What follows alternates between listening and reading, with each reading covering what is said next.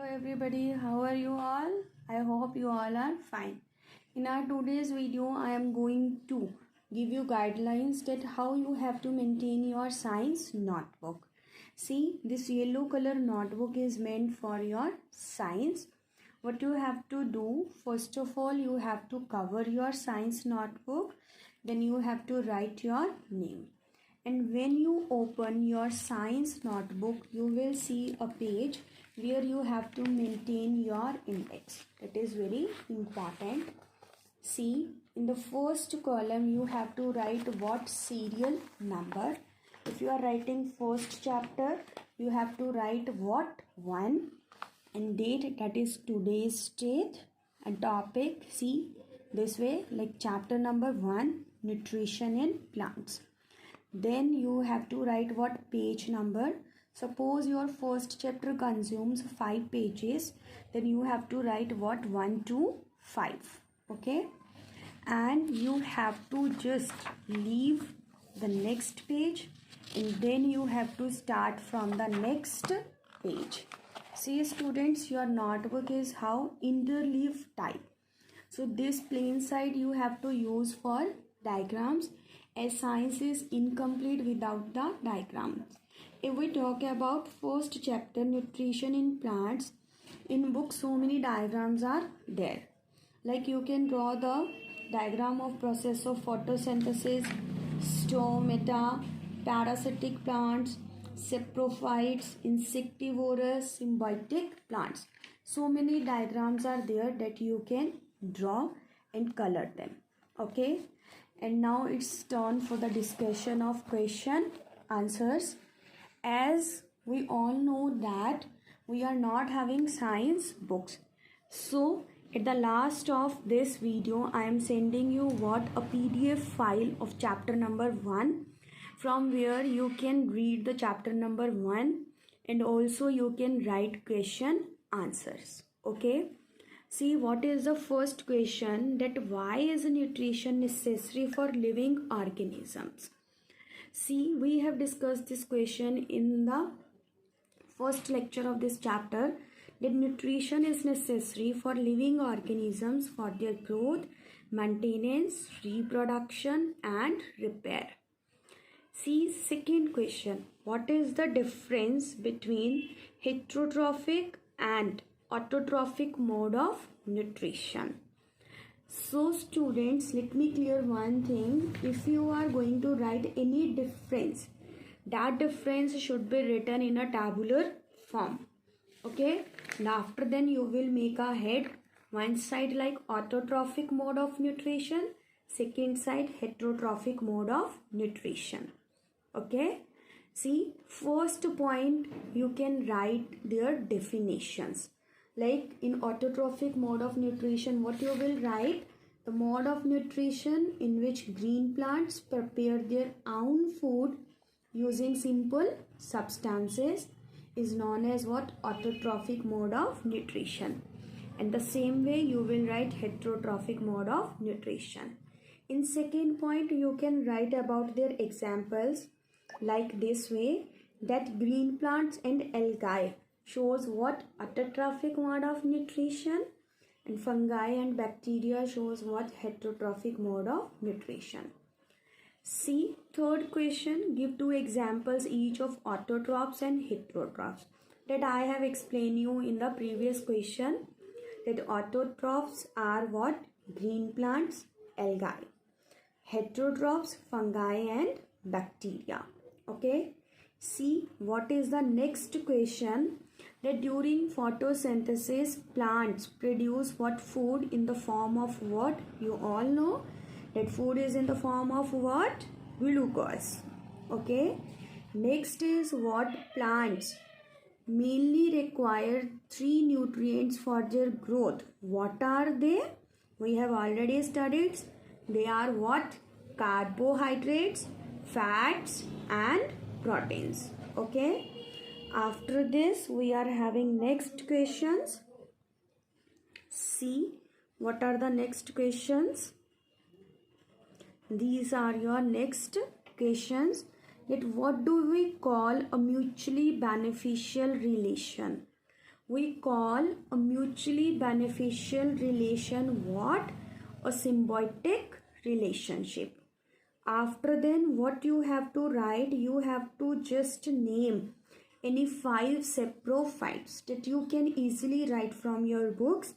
I am giving you 1 or 2 examples like snow orchid, yeast, Indian pipe, fungi, bacteria, all are what? Saprophytes. Next is what? Which among the following is a parasite? That you can easily identify by yourself. Okay. Now after this we are having what? Our bookwork. Okay.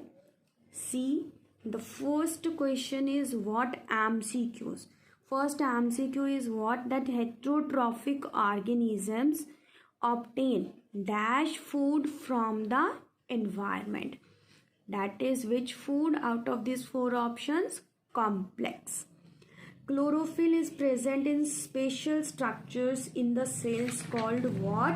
Yes, anybody? That is chloroplasts. And next is what? Organisms which consumes insects as a part of their regular diet are called as what? Insects. See, hint is there. Insectivorous. Fourth, insectivorous plants usually grow in soil deficient in what? Nitrogen. Gaseous exchange in plants take place through where? Stomata. Next we are having what? Phyllops. That is very short answers. Photosynthesis require what? Dash, dash, dash and dash to take place. This you have to feel by yourself. An organism living symbiotically in the roots of legumes. Which plant lives in the, which organisms live in the roots of legumes? Very simple. Rhizobium bacteria. Third, true false. All green plants are autotrophs. Yes, all green plants are what? Autotrophs. Next, mistletoe is a partial parasite that you can do by yourself. Autotrophs prepare food that is consumed by only other autotrophs? No, I am not agree, because that food is also used by us. Okay. See, next is what?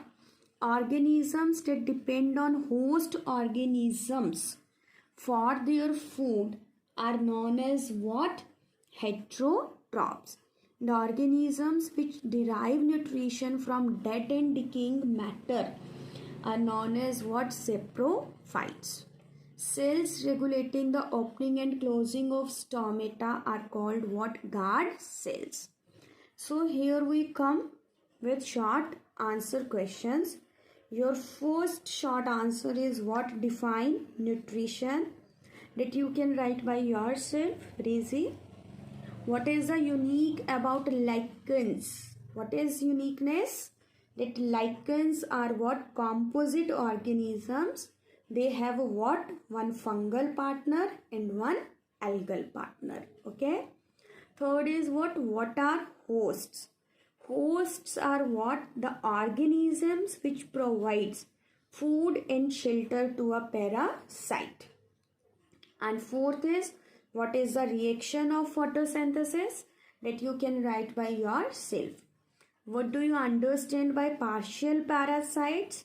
So the partial parasites are what? The organisms which depend on the host organisms only for what? Some nutrients are called what? Partial parasites. For example, we have discussed mistletoe. Sixth question is what? Why are nitrogenous fertilizers not added in the soil in which leguminous plants are grown? I have given you this question earlier also, and I have received many worksheets. So I am discussing the answer. The Rhizobium bacteria that lives in the root nodules of leguminous plants helps in nitrogen fixation. It replenishes nutrients in soil, especially nitrogen, which is absorbed by the plant. So there is no need to add nitrogenous fertilizers in the soil. And next, seventh question is what? You have to just give the main types of heterotrophic nutrition in plants with examples. So students, in this question you will explain all the types of heterotrophic nutrition that we have discussed earlier. First of all, say you will write what? Parasitic mode of nutrition. After then, saprophytic mode of nutrition, insectivoric mode of nutrition, and then we are having what? Symbiotic nutrition. Okay. And see, next question is what? Your long answers. Describe saprophytic mode of nutrition with example. So in this question, first of all, you will write the definition of saprophytic mode of nutrition, and after then you will write their examples, and you will explain that saprophytes that show saprophytic mode of nutrition, they do what? First, they secrete digestive juices to convert the solid, dead and decaying matter into liquid and derive their nutrients from it. Okay. And next is what? What is photosynthesis? That you all people know very much. That photosynthesis is what? The chemical process through which green plants combine carbon dioxide and water in the presence of sunlight to prepare what? Food, that is in the form of glucose, is known as what? Photosynthesis. Okay. And after then you have to write what? The chemical reaction of photosynthesis, and then you have to explain the requirements of photosynthesis. Okay. So next turn is for our food questions. See, a farmer grows tomatoes in a greenhouse. He keeps bright sunlight in the greenhouse at night. What will be the effect on the growth of tomatoes? Whether their growth will increase or decrease. As we are discussing this process, photosynthesis, from this we know that sunlight is basically required for the process of photosynthesis. Okay. So it will affect the growth of tomatoes, or we can say that more sunlight, that means more will be the growth of the tomatoes. Okay. Next is what? Plants get their food from a chemical reaction in their cells. The reaction uses carbon dioxide and water to make glucose. That means gas plus liquid to form what? A solid. How can a gas and a liquid react to form a solid? Discuss.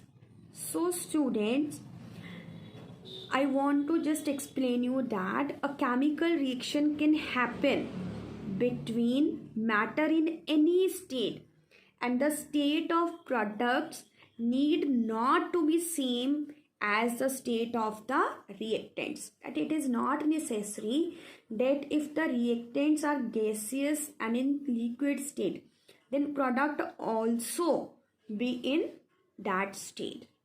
They can be in any state. I repeat, chemical reaction can happen between matter in any state, and the state of product need not to be same as the state of the reactants. Okay. So these are the questions that you have to write in your fair notebook. Okay. And for writing question you have to use black pen, and for writing answers you have to write your blue pen, and just try to use gel pens. Okay. So your today's homework is to complete your chapter number 1. Okay. Goodbye. Have a nice day.